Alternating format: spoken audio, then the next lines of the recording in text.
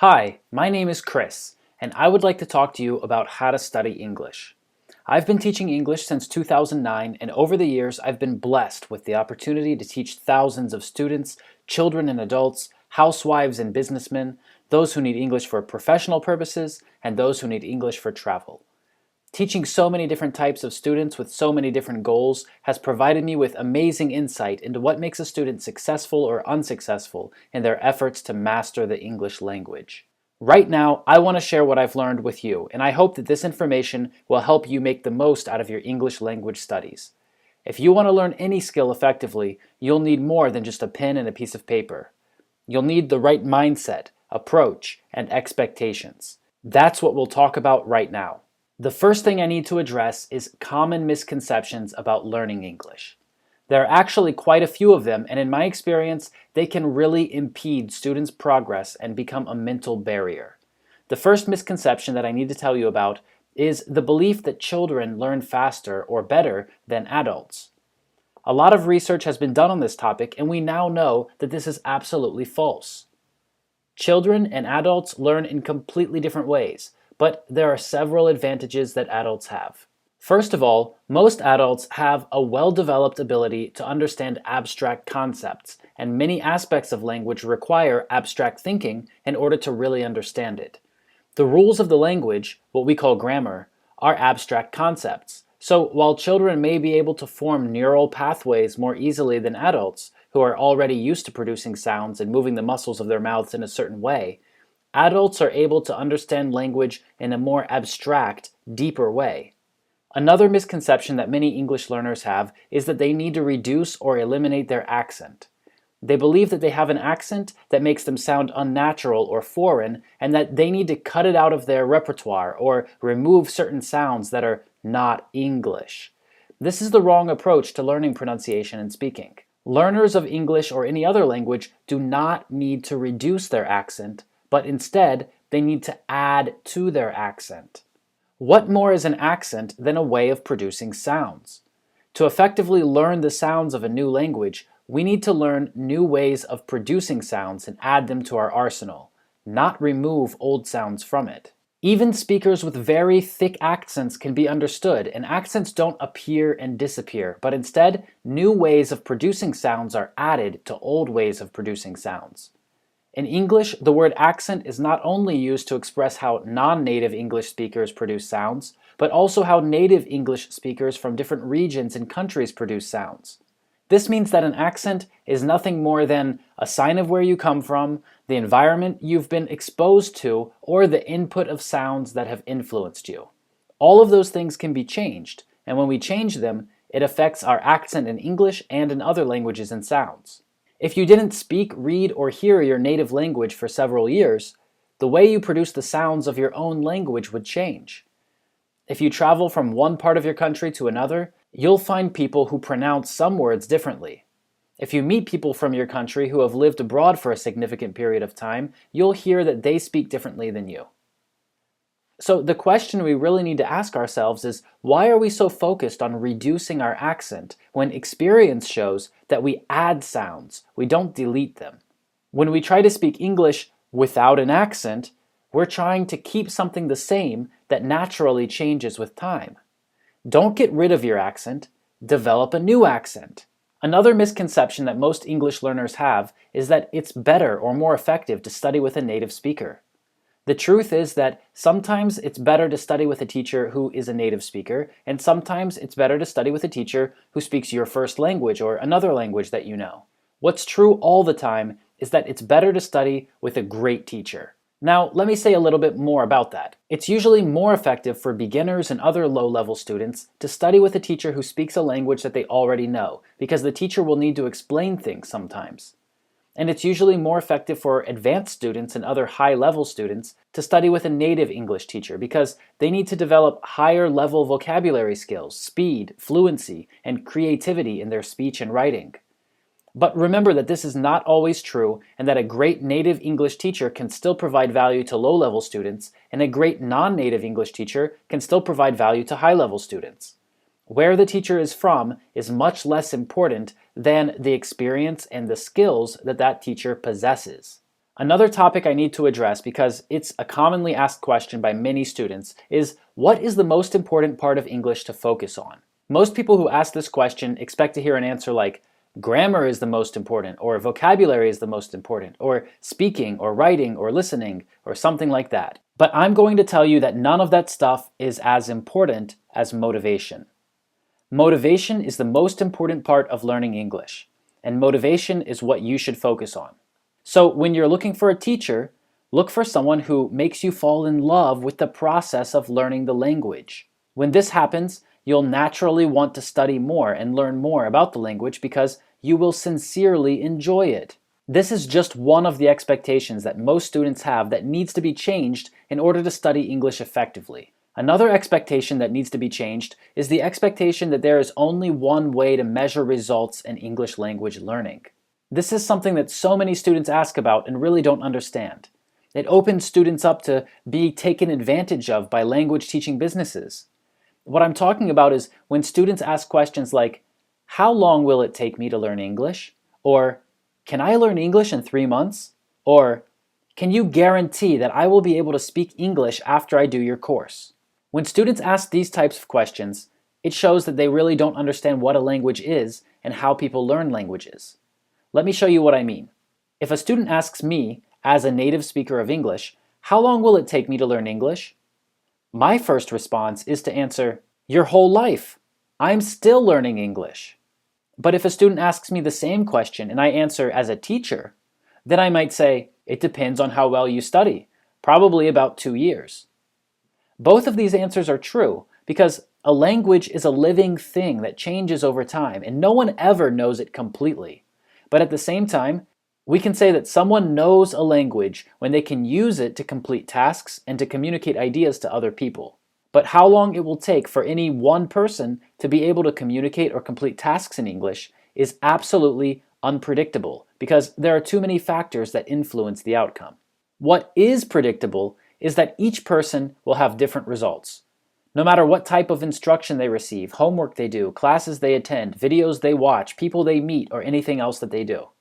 Some people move to English-speaking countries and live there for several years, but never start speaking fluently or at a high level, while other people never leave their hometown, watch videos and television programs, and become fluent in a short period of time. The difference between these two students is not where they lived, or who they met, or what they watched, or anything like that. The real difference is in their heads. It's their beliefs. It's their motivation. Now, I don't want you to get the wrong idea. Another hugely important factor is exposure to the language. That means the more sources of input you have in the language that you want to learn, the easier it's going to be for you to believe that you need this language and for you to motivate yourself to learn it. That's why most people who move to English-speaking countries are able to learn the language much faster than those who live in non-English-speaking countries. The percent of information they process in English is much higher when they live in an English-speaking country. But that doesn't mean that moving to an English-speaking country is the only way to increase the amount of English language input you receive. This is why when you study with us, we're going to give you tasks, assignments, and homework to do outside of the classroom, because we know that the short amount of time you spend in the classroom with us should be only part of your English language studies. You need to review what you study in the classroom when you're outside of the classroom. You need to find other English language inputs. You need to read texts in English. You need to listen to songs and radio programs in English. You need to watch videos and films in English. You need to make English part of your everyday life. Now, let's talk about our method for teaching English and what you can expect from your time with us. The first thing that you can expect from us is honesty. We're going to be straightforward and honest with you. That's how we show our respect for our students. And the first thing that I want to be honest with you about is that we don't know everything. We have a lot of experience and we've taught a lot of people. We've worked with a lot of teachers, businesses, and students, and we've learned a lot throughout our time helping people improve their English language skills. But that doesn't mean that we know everything. And when we don't know something, we're going to be honest about that. My personal philosophy is that when a person claims to know everything, he really knows nothing. So you can expect us to be honest with you, and we expect you to be honest with us as well. The second thing that you can expect from us is respect. Know that all of us, each and every member of our staff and our organization as a whole, will strive to do our best to get you the results that you're looking for. And speaking of results, there's something that you should understand so that you get the best results from your time spent with us learning English. One thing you need to understand is that learning a language requires your participation. If you come to lessons and you don't speak and don't participate, or if you don't do your homework and you don't have any contact with English outside of the classroom, then I guarantee you right now, you will not get results. In fact, I promise it. When you study English with us, you understand that there are two parties responsible for your results, and we carry only half of that responsibility. So if you believe that you are not at all responsible for your own results, then I recommend studying somewhere else. In addition to that, we promise to give you our best effort and to show you respect by keeping our word and doing what we say we'll do. All we ask is that you show us the same respect. The third thing that you can expect from us is change. If you're watching this video right now, then you're looking for a way to learn English, improve your English, or get more information about what we do. No matter why you're watching this video, you're looking for something that will positively impact you. You're looking for change. And if you want to make a meaningful transition and change, you will need to allow yourself to be changed and transformed. You need to surrender yourself to the role of the student. You need to allow the teacher to take charge and to lead. Too many students enter the classroom with a preconceived notion of how a teacher should behave, act, teach, and live, and this prevents students from taking in everything that the teacher has to offer. Understand that you are willingly entering the classroom in the role of the student, not the teacher. If you go into lessons thinking that you know more than everyone else and that you know more than the teacher, well, you're not going to learn anything because you're too busy thinking that you already know stuff and not busy enough learning new stuff.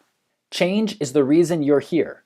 And let me tell you, as the first teacher from our organization to teach you something, that if you want to learn English or improve your level of English or become a better teacher of English or change anything in your life at all, what you first need to change is what you believe.